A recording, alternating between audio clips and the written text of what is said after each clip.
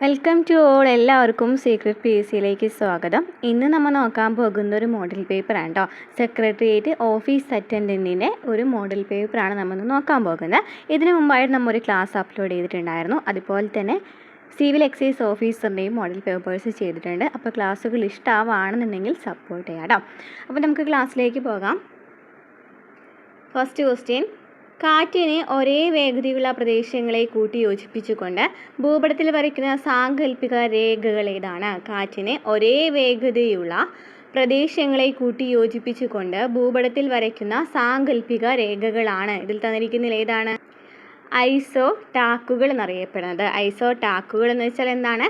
കാറ്റിന് ഒരേ വേഗതയുള്ള പ്രദേശങ്ങളെ കൂട്ടി യോജിപ്പിച്ചുകൊണ്ട് ഭൂപടത്തിൽ വരയ്ക്കുന്ന സാങ്കല്പിക രേഖകളാണ് ഐസോ ടാക്കുകൾ. നെക്സ്റ്റ് ക്വസ്റ്റ്യൻ: ഔട്ടർ ഹിമാലയം എന്നറിയപ്പെടുന്ന പർവ്വതനിര ഏതാണ്? ഔട്ടർ ഹിമാലയം എന്നറിയപ്പെടുന്ന പർവ്വതനിര ഏതാണ്? നമുക്കറിയാം, മൂന്നായിട്ട് പർവ്വതനിര ഡിവൈഡ് ചെയ്തിട്ടുണ്ട് അല്ലേ? ഹിമാദ്രി, ഹിമാചൽ, സിവാലിക് എന്ന്. അപ്പോൾ ഇതിൽ ഔട്ടർ ഹിമാലയത്തിന് നമ്മൾ മൂന്നായിട്ടാണ് ഡിവൈഡ് ചെയ്തേക്കുന്നത്. ഇതിൽ ഔട്ടർ ഹിമാലയം എന്നറിയപ്പെടുന്നത് തന്നിരിക്കുന്നതിൽ ഏതാണ്? സിവാലിക് ആണ് അല്ലേ? സിവാലിക് ആണ് ഔട്ടർ ഹിമാലയം എന്നറിയപ്പെടുന്നത്. ഇനി ഇന്നർ ഹിമാലയം, ഗ്രേറ്റർ ഹിമാലയം എന്നൊക്കെ അറിയപ്പെടുന്നത് ഏതാണ്? ഹിമാദ്രിയാണ്. ഇന്നർ ഹിമാലയം, ഗ്രേറ്റർ ഹിമാലയം എന്നറിയപ്പെടുന്നത് ഏതാണ്? ഹിമാദ്രിനെയാണ്. ഇന്നർ ഹിമാലയം അതുപോലെ തന്നെ ഗ്രേറ്റർ ഹിമാലയം എന്നൊക്കെ അറിയപ്പെടുന്നത് ഔട്ടർ ഹിമാലയം എന്ന് വെച്ചതാണ് സിവാലിക്. നെക്സ്റ്റ്: ചുവടെ പറയുന്ന പ്രസ്താവനകളിൽ ശരിയല്ലാത്തത് ഏതാണ്? നോക്കാം. ടൂറിസത്തെ വ്യവസായമായി അംഗീകരിച്ച ഇന്ത്യയിലെ ആദ്യ സംസ്ഥാനം കേരളമാണ്. ശരിയാണല്ലോ. ടൂറിസത്തെ വ്യവസായമായി അംഗീകരിച്ച ഇന്ത്യയിലെ ആദ്യത്തെ സംസ്ഥാനം കേരളമാണ്. ശിശുമരണ നിരക്ക് കുറഞ്ഞ ഇന്ത്യൻ സംസ്ഥാനം കേരളമാണ്. ശിശുമരണ നിരക്ക് കുറഞ്ഞ ഇന്ത്യൻ സംസ്ഥാനം ഏതാണ്? കേരളമാണ്. ഇന്ത്യയിലെ ആദ്യ ഡിജിറ്റൽ സംസ്ഥാനം കേരളമാണ്. ഇന്ത്യയിലെ ആദ്യ ഡിജിറ്റൽ സംസ്ഥാനം ഏതാണ്? കേരളമാണ്. അതും ശരിയാണ്. ഇന്ത്യയിൽ ആദ്യമായി പ്ലാസ്റ്റിക് നിരോധിച്ച സംസ്ഥാനം കേരളമാണെന്നാണ് നമുക്ക് തന്നിരിക്കുന്നത്. അതാണ് തെറ്റ്.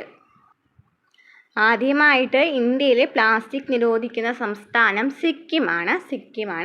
പ്ലാസ്റ്റിക് ബോട്ടിൽസ് ആണ് ആദ്യമായിട്ട് 1998 ബാൻ ചെയ്യുന്നത് കേട്ടോ, സിക്കിം. അപ്പോൾ നമുക്ക് തന്നിരിക്കുന്നതിൽ തെറ്റ് ഡി ആണ്. ശരിയായ ഏതൊക്കെയാണ്? ടൂറിസത്തെ വ്യവസായമായി അംഗീകരിച്ച ഇന്ത്യയിലെ ആദ്യ സംസ്ഥാനം കേരളമാണ്. ശിശു മരണ നിരക്ക് കുറഞ്ഞ ഇന്ത്യൻ സംസ്ഥാനം കേരളമാണ്. ഇന്ത്യയിലെ ആദ്യ ഡിജിറ്റൽ സംസ്ഥാനം കേരളമാണ്. നെക്സ്റ്റ്: ദേശീയ ജലപാത 1 ബന്ധിപ്പിക്കുന്നത് ഏതെല്ലാം സംസ്ഥാനങ്ങളെയാണ്? ദേശീയ ജലപാത 1 ബന്ധിപ്പിക്കുന്നത് ഏതെല്ലാം സംസ്ഥാനങ്ങളെയാണ്? അലഹബാദ് ടു ഹാൽദിയ. ഇനി സാദിയ ടു ധൂബ്രി എന്നീ സ്ഥലങ്ങളെ ബന്ധിപ്പിക്കുന്ന ദേശീയ ജലപാത ഏതാണ്? NW2. ദേശീയ ജലപാത 2 ആണ്. സാദിയ ടു ധൂബ്രി ദേശീയ ജലപാത 2 ആണ്. ഇനി ലഖീംപൂർ ബാങ്ക്രയുമായിട്ട് ബന്ധിപ്പിക്കുന്ന ദേശീയ ജലപാതയുണ്ടോ? നമുക്ക് തന്നിരിക്കുന്നതിലുണ്ടോ? ഇല്ല അല്ലേ? അതുപോലെ തന്നെ കാക്കിനഡ ടു പുതുച്ചേരി ഏതാണ്? കാക്കിനഡ ടു പുതുച്ചേരി തമ്മിൽ കണക്ട് ചെയ്യുന്ന ഏതാണ്? ദേശീയ ജലപാത 4 ആണ്. അപ്പോൾ നമുക്ക് ദേശീയ ജലപാതയൊക്കെ നമ്മൾ ഡീറ്റെയിൽ ആയിട്ട് പഠിച്ചതാണ്. ഒന്നുകൂടി പറഞ്ഞു പോകാം. അലഹബാദ് ടു ഹാൽദിയ എന്ന് പറയുന്നത് NW1 ആണ്. ദേശീയ ജലപാത 1 ആണ് കേട്ടോ. അത് ഏത് നദിയിലാണെന്ന് ചോദിക്കുകയാണെങ്കിൽ ഏത് നദിയിലാണ്? ഗംഗാ നദിയിലാണ് ദേശീയ ജലപാത 1 ചോദിക്കുകയാണെന്നുണ്ടെങ്കിൽ ഗംഗാ നദിയിലാണ്. ഇനി സാദിയ ടു ധൂബ്രിയാണ് നമ്മൾ ദേശീയ ജലപാത 2 പറഞ്ഞത്. ബ്രഹ്മപുത്ര നദിയിലാണ്. നദി ചോദിക്കുകയാണെങ്കിൽ ഏതാണ്? ബ്രഹ്മപുത്ര നദിയിലാണ്. ദേശീയ ജലപാത 2 എന്ന് പറയുന്നത് ബ്രഹ്മപുത്ര നദിയിലാണ്. ഇനി കാക്കിനഡ ടു NW3 ഏതാണ്? എപ്പോഴും ചോദിക്കുന്ന ഒരു ക്വസ്റ്റ്യൻ ആണല്ലോ. NW3 എന്ന് പറയുന്നത് ഏതാണ്? 3 എന്ന് പറയുന്നത് ഏതുമായിട്ടാണ് കണക്ട് ചെയ്യുന്നത്? കൊല്ലം ടു കോട്ടപ്പുറം വരെയാണ് അല്ലേ? കൊല്ലം ടു കോട്ടപ്പുറം വരെയുള്ള അതാണ് നമുക്ക് എപ്പോഴും ചോദിക്കാറുള്ള ഒരു ക്വസ്റ്റ്യൻ ആണ് കേട്ടോ. കൊല്ലം ടു കോട്ടപ്പുറം വരെയാണ്. പശ്ചിമ തീര കനാലാണ് ഈ മൂന്നാമത്തെ ദേശീയ ജലപാത 3 കണക്ട് ചെയ്യുന്നത് പശ്ചിമ തീര കനാലാണ്. കേരളത്തിൽ കൊല്ലം മുതൽ കോട്ടപ്പുറം വരെയുള്ള പശ്ചിമ തീര കനാലാണ്. ഇനി NW4 അതായത് ദേശീയ ജലപാത 4 എന്ന് പറയുന്നത് കാക്കിനഡ ടു പുതുച്ചേരിയാണെന്ന് പറഞ്ഞു. നദികൾ ചോദിക്കുകയാണെന്നുണ്ടെങ്കിൽ ഗോദാവരി കൃഷ്ണയാണ്. ഗോദാവരി ടു കൃഷ്ണ നദിയുമായിട്ടാണ് ബന്ധിപ്പിക്കുന്നത്. ഇനി NW5 പൂർവ്വതീര കനാലുമായി ബന്ധിപ്പിക്കുന്നതാണ്. ബ്രഹ്മണി മഹാനദി ഡെൽറ്റ നദീവ്യവസ്ഥയാണ്. ദേശീയ ജലപാത 5 എന്ന് പറയുന്നത് ബ്രഹ്മണി മഹാനദിയുമായിട്ട് കണക്ട് ചെയ്യുന്നതാണ്. പൂർവ്വതീര കനാലാണ്. അപ്പോൾ ദേശീയ ജലപാത 1 എന്ന് പറയുന്നത് അലഹബാദ് ടു ഹൽദിയാണ്, ഗംഗാ നദിയിലാണ്. NW2 സാദിയ ടു ധൂബ്രിയാണ്, ബ്രഹ്മപുത്ര നദിയിലാണ്. NW3 കൊല്ലം ടു കോട്ടപ്പുറം വരെയുള്ള പശ്ചിമതീര കനാലാണ്. NW4 കാക്കിനാട ടു പുതുച്ചേരി ഗോദാവരി നദിയിലാണ്. NW4 ഗോദാവരി ടു കൃഷ്ണ നദികളുമായിട്ടാണ് കാക്കിനാട മുതൽ പുതുച്ചേരി വരെയുള്ള കനാൽ. NW5 പൂർവ്വതീര കനാലുമായി ബന്ധിപ്പിച്ച് ബ്രഹ്മണി മഹാനദി ഡെൽറ്റ വ്യവസ്ഥയാണ്. നെക്സ്റ്റ് ക്വസ്റ്റ്യൻ, പ്രസ്താവനകൾ പരിശോധിക്കുക. ഇന്ത്യയുടെ അക്ഷാംശ വ്യാപ്തി 8 ഡിഗ്രി 4 മിനിറ്റ് നോർത്ത് മുതൽ 37.6 നോർത്ത് വരെയാണ്. ശരിയാണല്ലോ അല്ലേ? ആൻസർ ശരിയാണല്ലേ? അപ്പം എന്താ പറയുന്നത്, ഇന്ത്യയുടെ അക്ഷാംശ വ്യാപ്തി 8.4 നോർത്ത് മുതൽ 37.6 നോർത്ത് വരെയാണ്. പൂർണ്ണമായും ഇന്ത്യയിൽ സ്ഥിതി ചെയ്യുന്ന ഉയരം കൂടിയ കൊടുമുടിയാണ് കാഞ്ചൻജംഗ. ശരിയാണല്ലോ, പൂർണ്ണമായും ഇന്ത്യയിൽ സ്ഥിതി ചെയ്യുന്ന ഉയരം കൂടിയ കൊടുമുടിയാണ് Kanchenjunga. Indian standard time Greenwich സമയത്തേക്കാൾ 5.5 മണിക്കൂർ മുന്നിലാണ്. ശരിയാണ്, ഇന്ത്യൻ സ്റ്റാൻഡേർഡ് ടൈം ഗ്രീനിച്ച് സമയത്തേക്കാൾ 5.5 മണിക്കൂർ മുന്നിലാണ്. ഏറ്റവും കൂടുതൽ സംസ്ഥാനങ്ങളുമായി അതിർത്തി പങ്കിടുന്ന ഇന്ത്യൻ സംസ്ഥാനം ഏതാണ്? ഉത്തർപ്രദേശാണ്. ഏറ്റവും കൂടുതൽ സംസ്ഥാനങ്ങളുമായി അതിർത്തി പങ്കിടുന്ന ഇന്ത്യൻ സംസ്ഥാനമാണ് ഉത്തർപ്രദേശ്. അപ്പോൾ തന്നിരിക്കുന്നതിൽ ഏതൊക്കെയാണ് ശരി? എല്ലാം ശരിയാണല്ലേ? 1, 2, 3, 4 ശരിയാണ്. ഇന്ത്യയുടെ അക്ഷാംശ വ്യാപ്തി 8.4 നോർത്ത് മുതൽ 37.6 നോർത്ത് വരെയാണ്. പൂർണ്ണമായും ഇന്ത്യയിൽ സ്ഥിതി ചെയ്യുന്ന ഉയരം കൂടിയ കൊടുമുടിയാണ് Kanchenjunga. Indian standard time Greenwich സമയത്തേക്കാൾ 5.5 മണിക്കൂർ മുന്നിലാണ്. ഏറ്റവും കൂടുതൽ സംസ്ഥാനങ്ങളുമായി അതിർത്തി പങ്കിടുന്ന ഇന്ത്യൻ സംസ്ഥാനമാണ് ഉത്തർപ്രദേശ്. നെക്സ്റ്റ്, സംസ്ഥാനത്തെ ഏറ്റവും മികച്ച പോലീസ് സ്റ്റേഷനുള്ള മുഖ്യമന്ത്രിയുടെ പുരസ്കാരം നേടിയ പോലീസ് സ്റ്റേഷൻ ഏതാണ്? സംസ്ഥാനത്തെ ഏറ്റവും മികച്ച പോലീസ് സ്റ്റേഷനുള്ള മുഖ്യമന്ത്രിയുടെ പുരസ്കാരം നേടിയ പോലീസ് സ്റ്റേഷൻ ഏതാണ്? Thalassery police station.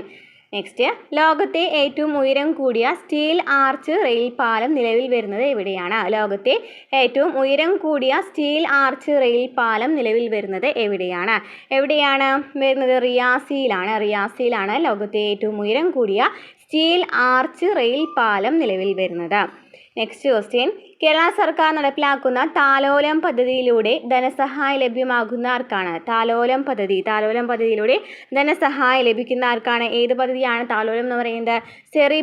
Cerebral palsy, ഹൃദ്രോഗം, അതുപോലെ ഹീമോഫീലിയ തുടങ്ങിയ മാരക രോഗങ്ങൾ ബാധിച്ച കുട്ടികൾക്കാണ് ഇത് നൽകി വരുന്നത്. സെറിബ്രൽ പാൾസി, ഹൃദ്രോഗം, ഹീമോഫീലിയ തുടങ്ങിയ മാരക രോഗങ്ങൾ ബാധിച്ച കുട്ടികൾക്കാണ് എന്ത് നൽകി വരുന്നത്? കേരള സർക്കാരിൻ്റെ താലോലം പദ്ധതിയിലൂടെ ധനസഹായം ലഭ്യമാക്കുന്നത്. നെക്സ്റ്റ് ക്വസ്റ്റ്യൻ, താഴെ തന്നിരിക്കുന്നവ ശരിയായ രീതിയിൽ ക്രമീകരിക്കുക. 10+2+3 എന്ന് പറയുന്നത് ഏത് കമ്മീഷനാണ്? 10+2+3 എന്ന് പറയുന്നത് ഏത് കമ്മീഷനാണ്? കൂടുതലും കണ്ട ക്വസ്റ്റ്യൻ ആണല്ലോ അല്ലേ? ഏത് കമ്മീഷനാണ്? കോത്താരി കമ്മീഷൻ അല്ലേ? കോത്താരി കമ്മീഷനിലെ മാതൃകയാണ് 10+2+3 എന്ന് പറയുന്നത്. കോത്താരി കമ്മീഷനാണ്. ഓക്കെ, അപ്പോൾ 10+2+3 എന്ന് പറയുന്നത് കോത്താരി കമ്മീഷനാണ്. ഓപ്പൺ സർവകലാശാല ഏതാണ്? പാർത്ഥസാരഥി കമ്മീഷനാണ്. ഓപ്പൺ സർവകലാശാല എന്ന് പറയുന്നത് പാർത്ഥസാരഥി കമ്മീഷനാണ്. ഭാരമില്ലാതെയുള്ള പഠനം എന്ന് പറയുന്നത്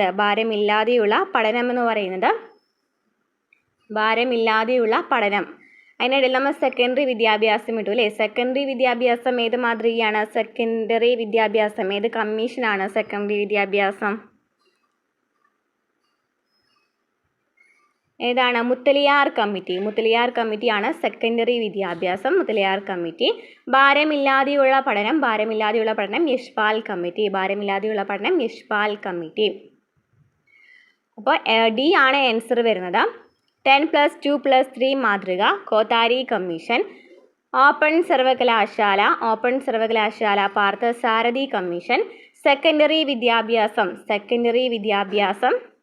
ഏതാണ്? സെക്കൻഡറി വിദ്യാഭ്യാസം ഏതാണ് പറഞ്ഞത്? മുത്തലിയാർ കമ്മിറ്റി. ഭാരമില്ലാതെയുള്ള പഠനം ഏതാണ്? യശ്പാൽ കമ്മിറ്റിയാണ് ഭാരമില്ലാതെയുള്ള പഠനം എന്ന് പറയുന്നത് യശ്പാൽ കമ്മിറ്റിയുടേതാണ്. നെക്സ്റ്റ് ക്വസ്റ്റ്യൻ, ബംഗാൾ വിഭജനത്തെ സംബന്ധിച്ച പ്രസ്താവനകളിൽ തെറ്റായത് കണ്ടെത്തുക. ഭിന്നിപ്പിച്ച് ഭരിക്കുക എന്ന ബ്രിട്ടീഷ് നയത്തിന് ഉദാഹരണമാണ് ബംഗാൾ വിഭജനം എന്ന് പറയുന്നത്. ശരിയാണല്ലോ, ശരിയാണല്ലേ. ഭിന്നിപ്പിച്ച് ഭരിക്കുക എന്ന ബ്രിട്ടീഷ് നയത്തിന് ഉദാഹരണമാണിത്. 1905 ഒക്ടോബർ 16 വിഭജനം നിലവിൽ വരുമ്പോൾ വൈസ്രോയി ആയിരുന്നത് ഹാർഡിഞ്ച് പ്രഭുവാണ് എന്നാണ് പറഞ്ഞിരിക്കുന്നത്. ശരിയാണോ?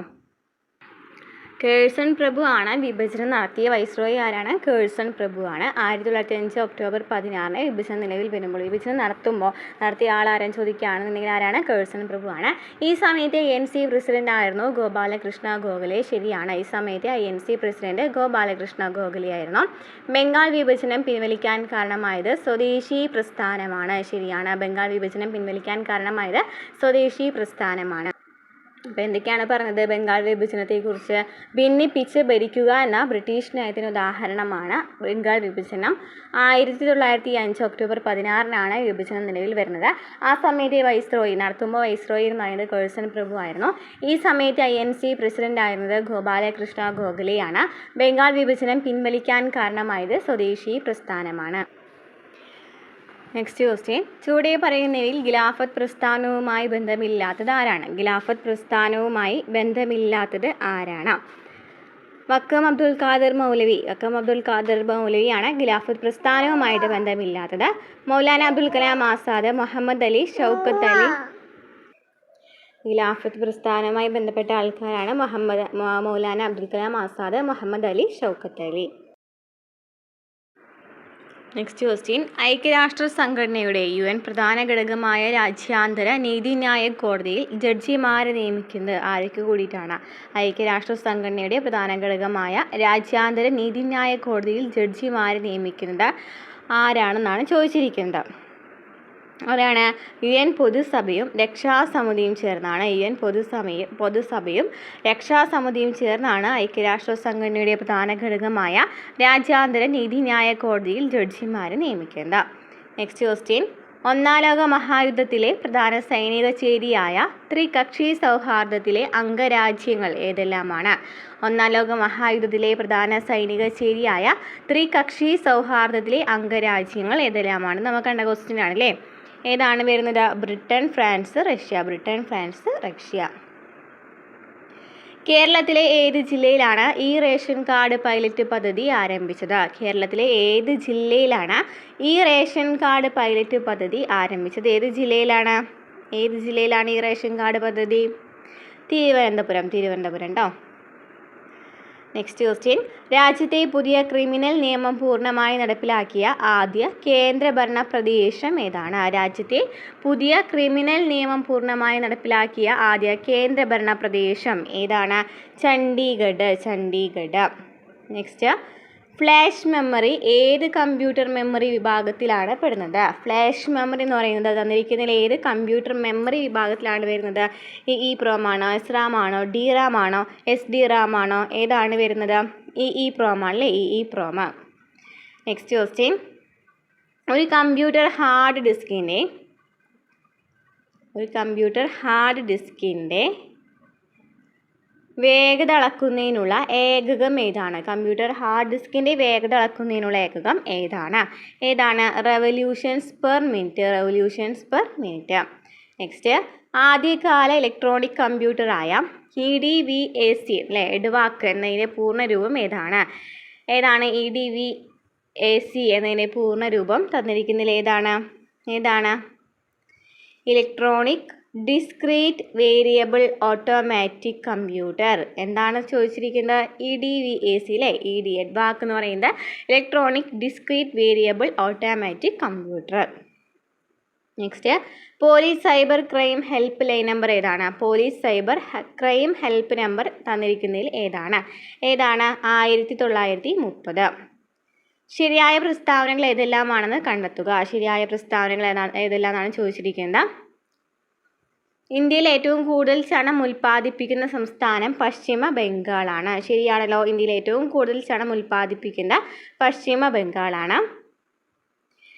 പരുത്തി ഉൽപ്പാദനത്തിൽ മുന്നിൽ നിൽക്കുന്ന ഇന്ത്യൻ സംസ്ഥാനം കർണാടക എന്നാണ് പറഞ്ഞിരിക്കുന്നത്. അത് തെറ്റാണ്. സുവർണ്ണ നാര് എന്നറിയപ്പെടുന്നത് ചണമാണ് അല്ലേ. ഗോൾഡൻ ഫൈബർ എന്നൊക്കെ അറിയപ്പെടുന്ന ഇതാണ് ചണമാണ്. ശരിയാണ്. ഇന്ത്യയിലെ ഏറ്റവും വലിയ കാർഷിക വ്യവസായമാണ് പരുത്തി വ്യവസായം. ശരിയാണല്ലോ. ഇന്ത്യയിലെ ഏറ്റവും വലിയ കാർഷിക വ്യവസായമാണ് പരുത്തി വ്യവസായം. 1, 3, 4 ശരിയായ ആൻസർ. നെക്സ്റ്റ്, പ്രതിശീർഷ വരുമാനം എന്നതിൻ്റെ ശരിയായ നിർവചനം തന്നിരിക്കുന്നവയിൽ ഏതാണ്? പ്രതിശീർഷ വരുമാനം എന്ന് വെച്ചാൽ എന്താണ്? ഒരു രാജ്യത്തെ ഒരാളുടെ ഒരു വർഷത്തെ ശരാശരി വരുമാനത്തെയാണ് പ്രതിശീർഷ വരുമാനം എന്ന് പറയുന്നത്. ഒരു രാജ്യത്തെ ഒരാളുടെ ഒരു വർഷത്തെ ശരാശരി വരുമാനത്തെയാണ് പ്രതിശീർഷ വരുമാനം എന്ന് പറയുന്നത്. നെക്സ്റ്റ്, ഇക്വിറ്റി ഓഹരികൾ എന്നറിയപ്പെടുന്നത്. ഇക്വിറ്റി ഓഹരികൾ എന്ന് വെച്ചാൽ എന്താണ്? ഇക്വിറ്റി ഓഹരികൾ എന്ന് വെച്ചാൽ എന്താണ്? ഒരു ലിമിറ്റഡ് കമ്പനിയുടെ സാധാരണ ഓഹരികളെയാണ് എന്തെന്ന് പറയുന്നത് ഇക്വിറ്റി ഓഹരികൾ എന്ന് പറയുന്നത്. ഒരു ലിമിറ്റഡ് കമ്പനിയുടെ സാധാരണ ഓഹരികളെയാണ് പറയുന്നത്. നെക്സ്റ്റ് ക്വസ്റ്റ്യൻ, തെറ്റായ പ്രസ്താവനകൾ കണ്ടെത്തുക. നികുതിക്ക് മേൽ ചുമത്തുന്ന അധിക നികുതിയാണ് സെസ് എന്ന് പറയുന്നുണ്ട്. ഫസ്റ്റ് തന്നെ തെറ്റായിട്ടുള്ള ആൻസറാണ് തന്നിരിക്കുന്നത് അല്ലേ. നികുതിക്ക് മേൽ ചുമത്തുന്ന അധിക നികുതിയെ സെസ് എന്ന് പറയുന്നതാണ് തെറ്റ് വരുന്നത്. കയറ്റുമതി ഇറക്കുമതി സാധനങ്ങളുടെ മേൽ ചുമത്തുന്ന നികുതിയാണ് കസ്റ്റംസ് നികുതി. ശരിയാണ് അല്ലേ. കയറ്റുമതി ഇറക്കുമതി സാധനങ്ങളുടെ മേൽ ചുമത്തുന്ന നികുതിയാണ് കസ്റ്റംസ് നികുതി. ഇന്ത്യയിൽ ആദ്യമായി മൂല്യവർദ്ധിത നികുതി ഏർപ്പെടുത്തിയ സംസ്ഥാനമാണ് ഹരിയാന. അതും ശരിയാണ്. ഇന്ത്യയിൽ ആദ്യമായി മൂല്യവർദ്ധിത നികുതി ഏർപ്പെടുത്തിയ സംസ്ഥാനം ഏതാണ്? ഹരിയാനയാണ്. അപ്പോൾ സെസ് എന്ന് പറയുന്നത് ഒരു അധിക നികുതിയാണെന്നും പറയാറുണ്ട് കേട്ടോ. സെസ് എന്ന് പറയുന്നത് ഒരു അധിക നികുതിയാണെന്നും പറയാറുണ്ട്. നെക്സ്റ്റ് ക്വസ്റ്റ്യൻ,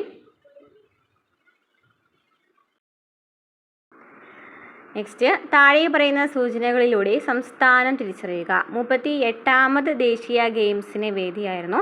രാജ്യത്തെ ഏക സിവിൽ കോഡ് നടപ്പിലാക്കിയ ആദ്യ സംസ്ഥാനം കൂടിയാണെന്ന് തന്നിരിക്കുന്നുണ്ട് അല്ലേ. അപ്പോൾ ഏതാണ്? രാജ്യത്തെ ഏക സിവിൽ കോഡ് നടപ്പിലാക്കിയ ആദ്യ സംസ്ഥാനമാണ്. അതുപോലെ 38ാമത്തെ ദേശീയ ഗെയിംസിന് വേദിയായിട്ടുണ്ടായിരുന്നു. ഏത് സംസ്ഥാനമാണ്? ഉത്തരാഖണ്ഡാണ്. നെക്സ്റ്റ് ക്വസ്റ്റ്യൻ, സാമ്പത്തിക ശാസ്ത്രത്തിൽ നോബൽ സമ്മാന ജേതാവായ അമർത്യാസൻ എഴുതിയ ഗ്രന്ഥങ്ങൾ ചുവടെ പറയുന്നവയിൽ ഏതെല്ലാമാണ്? അമർത്യാസൻ്റെ ഗ്രന്ഥങ്ങളാണ് ചോദിച്ചിരിക്കുന്നത്. ഏതൊക്കെയാണ് അമർത്യാസൻ്റെ ഗ്രന്ഥങ്ങൾ? നോക്കാം. പോവർട്ടി ആൻഡ് ഫാമിൻ എന്ന് പറയുന്ന അമർത്യാസൻ്റെയാണ്. ചോയ്സ് ഓഫ് ടെക്നിക്സ്, അതും ശരിയാണ്. ഡെവലപ്മെൻറ്റ് ആസ് ഫ്രീഡം, അതുപോലെ റേഷണാലിറ്റി ആൻഡ് ഫ്രീഡം എന്നൊക്കെ പറയുന്നത് അമർത്യാസൻ്റെ ഗ്രന്ഥങ്ങളാണ്. Poverty and famine, choice of techniques, development as freedom, rationality and freedom എന്ന് പറയുന്നതൊക്കെ ആരുടെയാണ്? അമർത്യാസൻ്റെ ഗ്രന്ഥങ്ങളാണ്. അപ്പോൾ ഡി ആണ് ആൻസർ വരുന്നത്. 1, 2, 3, 4 ശരിയാണ്. നെക്സ്റ്റ് ക്വസ്റ്റ്യൻ, സ്വന്തമായി ഭൂമി ഉണ്ടെങ്കിലും വീടില്ലാത്ത ദുർബല വിഭാഗക്കാർക്കായി സംസ്ഥാന ഭവന നിർമ്മാണ ബോർഡ് ആരംഭിച്ച പദ്ധതി ഏതാണ്? സ്വന്തമായി ഭൂമി ഉണ്ടെങ്കിലും വീടില്ലാത്ത ദുർബല വിഭാഗക്കാർക്കായി സംസ്ഥാന ഭവന നിർമ്മാണ ബോർഡ് ആരംഭിച്ച പദ്ധതി ഏതാണ്? ഗൃഹശ്രീ. ഇന്ത്യയിലെ ആദ്യ ട്രൈബൽ ഡിജിറ്റൽ പേയ്മെൻറ്റ് ഗ്രാമപഞ്ചായത്ത് ഏതാണ്? ഇന്ത്യയിലെ ആദ്യത്തെ ട്രൈബൽ ഡിജിറ്റൽ പേയ്മെൻറ്റ് ഗ്രാമപഞ്ചായത്താണ് കുറ്റിച്ചൽ. നെക്സ്റ്റ് ക്വസ്റ്റ്യൻ, ചുവടെ നൽകിയിരിക്കുന്ന പ്രസ്താവനകൾ പരിശോധിച്ച് തെറ്റായത് ഏതെന്ന് കണ്ടെത്തുക.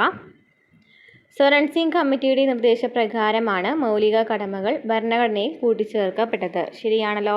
സ്വരൺ സിംഗ് കമ്മിറ്റിയുടെ നിർദ്ദേശപ്രകാരമാണ് മൗലിക കടമകൾ ഭരണഘടനയിൽ കൂട്ടിച്ചേർക്കപ്പെട്ടത്. ശരിയാണ്.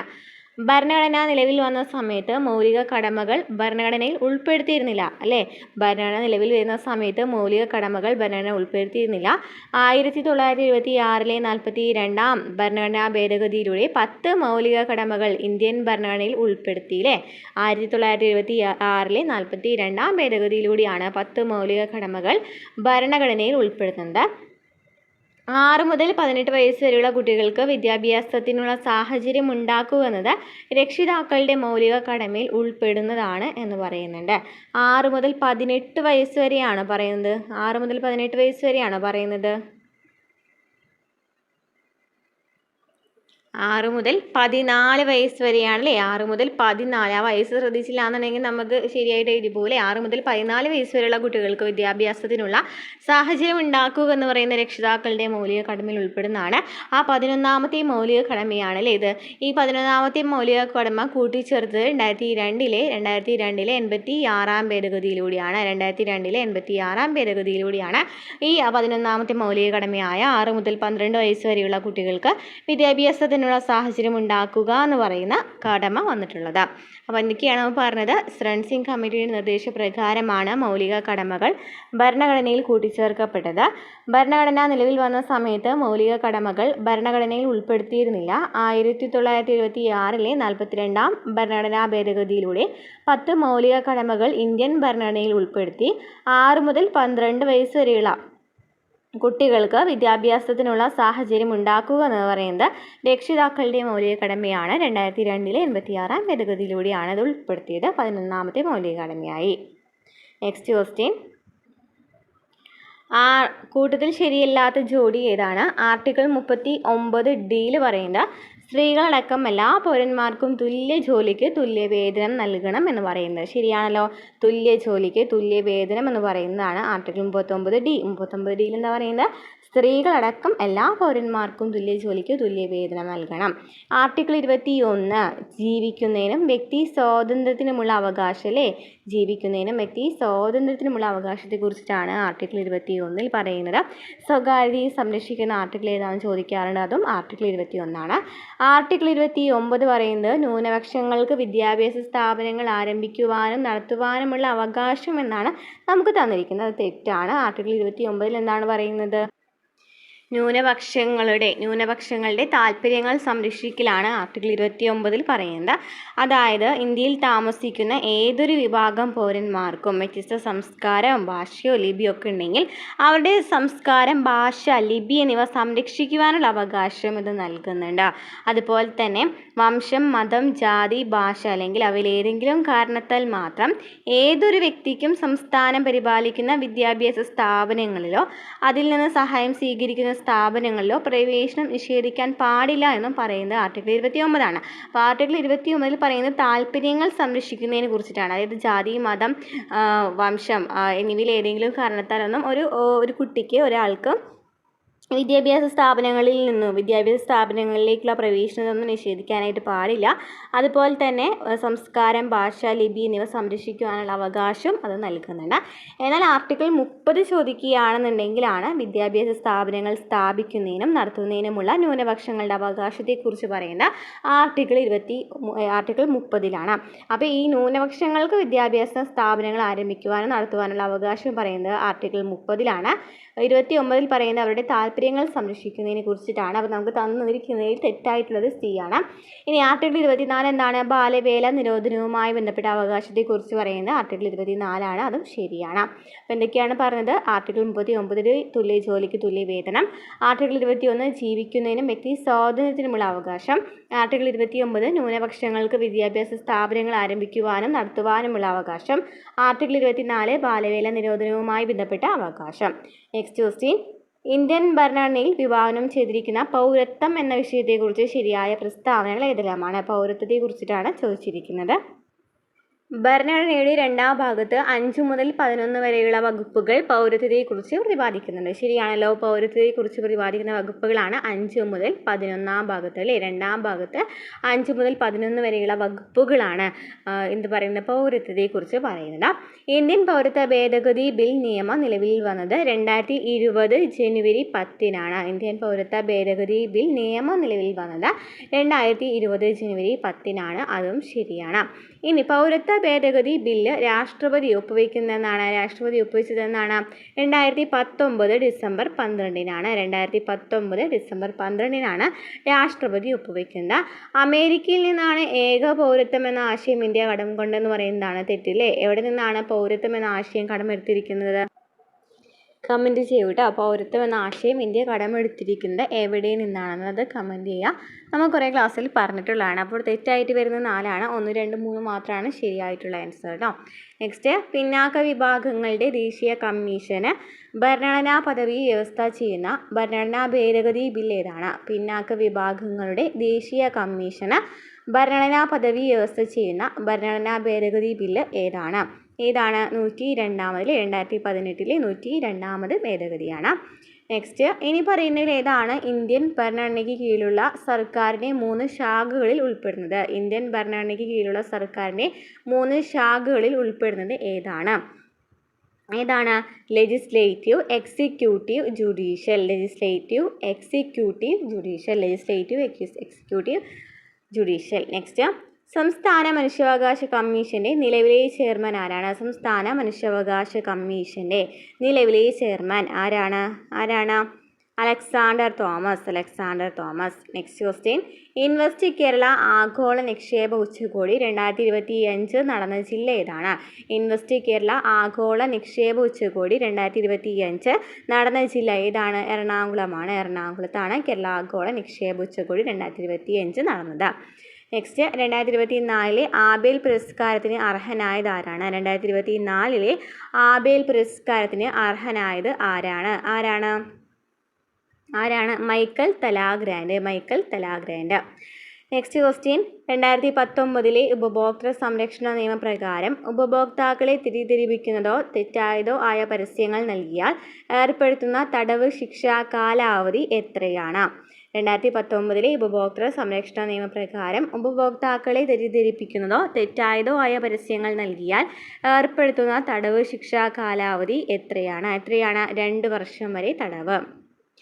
Next question, national E governance plan ആരംഭിച്ച വർഷം ഏതാണ്? നാഷണൽ ഇ ഗവേണൻസ് പ്ലാൻ ആരംഭിച്ച വർഷം ഏതാണ്? വർഷം 2006 ആരംഭിച്ചത്.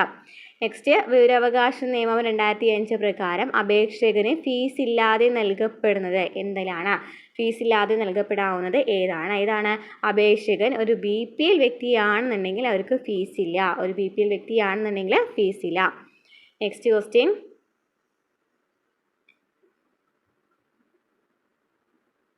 പട്ടികജാതി പട്ടികവർഗ അതിക്രമ നിരോധന നിയമം പാസ്സാക്കിയത് എന്നാണ്? പട്ടികജാതി പട്ടികവർഗ അതിക്രമ നിരോധന നിയമം പാസ്സാക്കിയത് എന്നാണ് വരുന്നത്? 1989. നെക്സ്റ്റ്, താഴെ പറയുന്നവയിൽ ദേശീയ മനുഷ്യാവകാശ കമ്മീഷനിൽ എക്സ് ഒഫീഷ്യോ മെമ്പർ അല്ലാത്തത് ആരാണ്? താഴെ പറയുന്നവയിൽ ദേശീയ മനുഷ്യാവകാശ കമ്മീഷനിൽ എക്സ് ഒഫീഷ്യോ മെമ്പർ അല്ലാത്തത് ആരാണ്? എക്സ് ഒഫീഷ്യോ അംഗങ്ങൾ താഴെ തന്നിരിക്കുന്നതിൽ ഏതൊക്കെയാണ്? കേന്ദ്ര നിയമകാര്യ വകുപ്പ് മന്ത്രി വരുന്നുണ്ടോ? കേന്ദ്ര നിയമകാര്യ വകുപ്പ് മന്ത്രി മനുഷ്യാവകാശ കമ്മീഷനിൽ എക്സ് ഒഫീഷ്യോ അംഗമല്ല എന്ന് പറയുന്നതാണ് അവിടെ ശരിയായിട്ടുള്ള ആൻസർ. ദേശീയ വനിതാ കമ്മീഷൻ ചെയർപേഴ്സൺ, ദേശീയ പട്ടികവർഗ കമ്മീഷൻ ചെയർപേഴ്സൺ, ദേശീയ പട്ടികജാതി കമ്മീഷൻ ചെയർപേഴ്സൺ എന്നിവയൊക്കെ ദേശീയ മനുഷ്യാവകാശ കമ്മീഷനിലെ എക്സ് ഒഫീഷ്യോ മെമ്പറാണ്. നെക്സ്റ്റ്, മനുഷ്യാവകാശ സംരക്ഷണ നിയമ ഭേദഗതി ബില്ല് ലോകസഭ പാസ്സാക്കിയതെന്നാണ്? മനുഷ്യാവകാശ സംരക്ഷണ നിയമ ഭേദഗതി ബില്ല് ലോകസഭ പാസ്സാക്കിയത് എന്നാണ് പാസ്സാക്കിയത്? 2019 ജൂലൈ 19 മനുഷ്യാവകാശ സംരക്ഷണ നിയമ ഭേദഗതി ബില്ല് ലോകസഭ പാസ്സാക്കിയത്.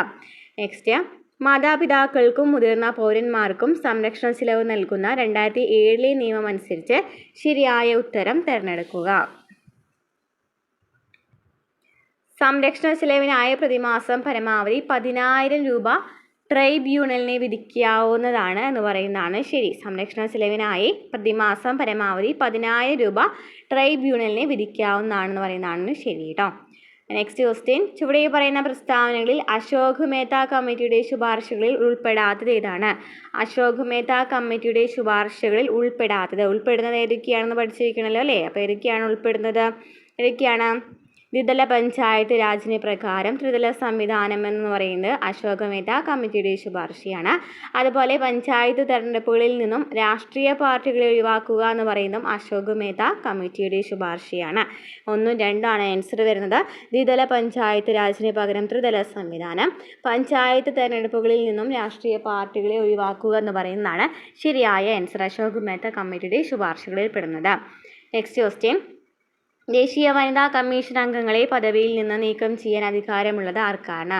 ദേശീയ വനിതാ കമ്മീഷൻ അംഗങ്ങളെ പദവിയിൽ നിന്നും നീക്കം ചെയ്യാൻ അധികാരമുള്ളത് ആർക്കാണ്? കേന്ദ്ര സർക്കാരിന്. നിലവിൽ ദേശീയ വനിതാ കമ്മീഷൻ അധ്യക്ഷൻ ആരാണ്? വനിതാ കമ്മീഷൻ അധ്യക്ഷ ആരാണ്? വിജയ് കിഷോർ രഹത്കർ ആണ് ഇപ്പോഴത്തെ ദേശീയ വനിതാ കമ്മീഷൻ അധ്യക്ഷ. നെക്സ്റ്റ് ക്വസ്റ്റ്യൻ, ചുവടെ തന്നിരിക്കുന്ന സന്ദർഭങ്ങളിൽ പ്രതലബലം ഉപയോഗപ്പെടുത്താത്ത സന്ദർഭം കണ്ടെത്തുക. കപ്പൽ ജലത്തിൽ പൊങ്ങിക്കിടക്കുന്നു എന്ന് പറയുന്നുണ്ട്. അത് പ്രതലബലം ഉപയോഗിക്കപ്പെടാത്ത സന്ദർഭമാണ്. അപ്പോൾ എന്തൊക്കെയാണ് സന്ദർഭങ്ങൾ എന്ന് വെച്ച് പഠിച്ചു വയ്ക്കുക. മഴക്കോട്ടുകൾ, ടെൻറ്റുകൾ എന്നിവ നിർമ്മിക്കാൻ ഉപയോഗിക്കുന്ന പദാർത്ഥങ്ങളുടെ ജലപ്രതിരോധത്തിന് കാരണം എന്താണ്? പ്രതലബലമാണ്. മഴക്കോട്ടുകൾ, ടെൻറ്റുകൾ എന്നിവ നിർമ്മിക്കാൻ ഉപയോഗിക്കുന്ന പദാർത്ഥങ്ങളുടെ ജലപ്രതിരോധത്തിന് കാരണം എന്ത് സന്ദർഭമാണ്? പ്രതലബലം ഉപയോഗപ്പെടുത്തുന്ന സന്ദർഭമാണ്. അതുപോലെ തന്നെ മഴത്തുള്ളിയുടെ ഗോളാകൃതി എന്ന് പറയുന്ന പ്രതലബലമാണ്. ഇത് കൂടുതലും ചോദിച്ചു കണ്ടിട്ടുണ്ട് കേട്ടോ. ഷഡ്പദങ്ങൾക്ക് ജലോപരിതലത്തിൽ ഇരിക്കാനും നടക്കാനും കഴിയുന്നു എന്ന് പറയുന്നതും ശരിയാണ്. ഇതും ശരിയാണ്. ഇത് ചോദിച്ചു കണ്ടിട്ടുണ്ട്. മഴത്തുള്ളിയുടെ ഗോളാകൃതി ഷഡ്പദങ്ങൾക്ക് ജലോപരിതലത്തിൽ ഇരിക്കാനും നടക്കാനും കഴിയുന്നതൊക്കെ എന്താണ്? പ്രതലബലത്തിന് എക്സാമ്പിളാണ്. നെക്സ്റ്റ്, ശരിയായ പ്രസ്താവന ഏതാണ്? പ്രൊജക്ടറിൽ ഉപയോഗിക്കുന്നത് കോൺവെക്സ് ലെൻസ് ആണ്. ഹൈപ്പർമെട്രോമിയ പരിഹരിക്കാൻ കോൺവെക്സ് ലെൻസ് ഉപയോഗിക്കുന്നുണ്ട്. ഇതിൽ ശരിയായിട്ടുള്ള ഏതൊക്കെയാണ്?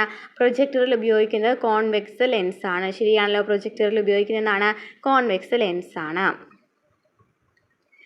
അതുപോലെ ഹൈപ്പർമെട്രോപ്പിയ പരിഹരിക്കാൻ കോൺവെക്സ് ലെൻസ് ആണ് ഉപയോഗിക്കുന്നത്. ഹൈപ്പർമെട്രോപ്പിയ പരിഹരിക്കാൻ കോൺവെക്സ് ലെൻസ് ആണ് ഉപയോഗിക്കുന്നതും ശരിയാണ്.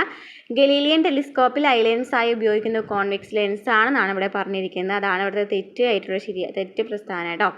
വാതിലിൽ ഘടിപ്പിക്കുന്ന സ്പൈ ഹോളിൽ ഉപയോഗിക്കുന്നുണ്ട് കോൺകേവ് ലെൻസ് ആണ്. അതും ശരിയാണ്. അപ്പോൾ ABD ആണ് ശരിയായ ആൻസർ. പ്രൊജക്ടറിൽ ഉപയോഗിക്കുന്നത് കോൺവെക്സ് ലെൻസ് ആണ്.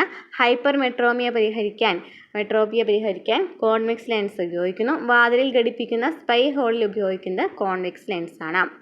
നെക്സ്റ്റ്, ഒരു ഗോളീയ ദർപ്പണത്തിലെ പ്രതിപതന തലത്തിൻ്റെ മധ്യബിന്ദു ഏത് പേരിലാണ് അറിയപ്പെടുന്നത്? ഒരു ഗോളീയ ദർപ്പണത്തിലെ പ്രതിപതന തലത്തിൻ്റെ മധ്യബിന്ദു ഏത് പേരിലാണ് അറിയപ്പെടുന്നത്? ഏത് പേരിലാണ് അറിയപ്പെടുന്നത്? പോൾ. ഇന്ത്യയിലെ ആദ്യത്തെ വൈറ്റ് ടൈഗർ ബ്രീഡിംഗ് കേന്ദ്രം നിലവിൽ വരുന്ന സംസ്ഥാനം ഏതാണ്? ഇന്ത്യയിലെ ആദ്യത്തെ വൈറ്റ് ടൈഗർ ബ്രീഡിംഗ് കേന്ദ്രം നിലവിൽ വരുന്ന സംസ്ഥാനം ഏതാണ്? മധ്യപ്രദേശിലെ. മധ്യപ്രദേശിലാണ് ആദ്യത്തെ വൈറ്റ് ടൈഗർ ബ്രീഡിംഗ് കേന്ദ്രം നിലവിൽ വരുന്നത്. നെക്സ്റ്റ്, തെറ്റായ പ്രസ്താവന ഏതാണ്?